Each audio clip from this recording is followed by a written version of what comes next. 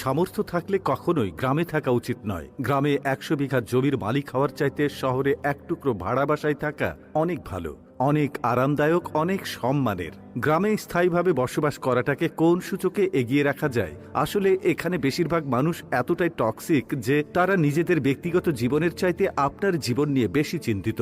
আপনার চুল বড় কেন, অনার্সে পড়া সত্ত্বেও মেয়ের বিয়ে দেয় না কেন, ২৫ বছর বয়সে আপনি বেকার কেন, আপনার কোনো ব্যাচমেট বা আপনার সমবয়সী কেউ যদি বিদেশে গিয়ে লাখ লাখ টাকা কামায় তাহলে আপনি এখনো পড়াশোনা করছেন কেন? এসব আজগুবি বিষয় নিয়ে তাদের অনেক টেনশন। গ্রামের সব থেকে বোকা মানুষটাও শহরের মানুষকে এক হাটে ৩ বার বিক্রি করতে পারবে। সামান্য জমি জমা নিয়ে যে কূটনৈতিক খেলা চলে গ্রামের মুরব্বীদের মাথায়, তা আন্তর্জাতিক কূটনীতিকদের মাথায়ও খেলবে না। আপনি পুকুরে যত্ন সহকারে মাছ চাষ করবেন, একদিন ঘুম থেকে উঠে দেখবেন সব মাছ মরে ভেসে আছে। আপনি কিছু নতুন ফুল ফলের গাছ রোপণ করবেন, সকালে দেখবেন গাছের গোড়া থেকে ভেঙে রাখা হয়েছে। এমনকি আপনার বোনের কিংবা মেয়ের বিয়ে ঠিক করবেন, সহজ সরল কেউ একজন নিজে সিএনজি ভাড়া করে যে বরপক্ষের কাছে দুর্নাম করে বিয়ে ভেঙে দেবে। মাঝে মধ্যে তারা এমন কিছু বিষয় নিয়েও চিন্তিত হয় যেসব বিষয় নিয়ে আপনার ফ্যামিলি মাথাই ঘামায় না। গ্রামের টক্সিসিটির আরো একটি বিরাট পার্ট হচ্ছে ঝগড়া। আপনি এমন কোনো বাড়ি খুঁজে পাবেন না যেখানে জায়গা জমি নিয়ে বিবাদ বা বিরোধ নেই। প্রত্যক্ষ এবং পরোক্ষভাবে এই ফ্যামিলি সেই ফ্যামিলি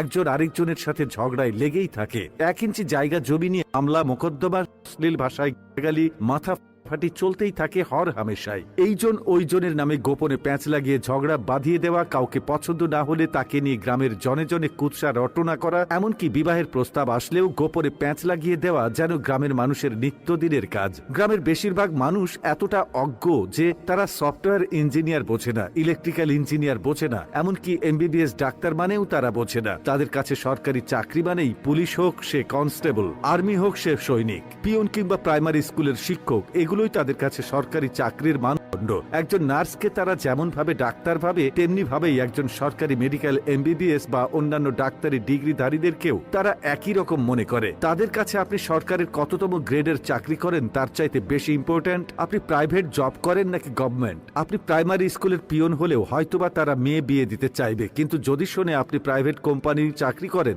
সে চাকরি যতই ভালো হোক তারা আমতা আমতা করবেই। তাদের কাছে আপনার উচ্চশিক্ষা গ্রহণের চাইতে আপনার যে বন্ধু এসএসসি পরীক্ষার পরে সৈনিক, কনস্টেবল কিংবা বিদেশের লেবারে কাজ করতে গিয়েছে তাদের দাম অনেক বেশি। আর টক্সিসিটির সবচেয়ে বিরক্তিকর আরেকটা পার্ট হচ্ছে গ্রামের চায়ের দোকানগুলো। প্রতিটি চায়ের দোকানে চায়ের কাপের চুমুকেই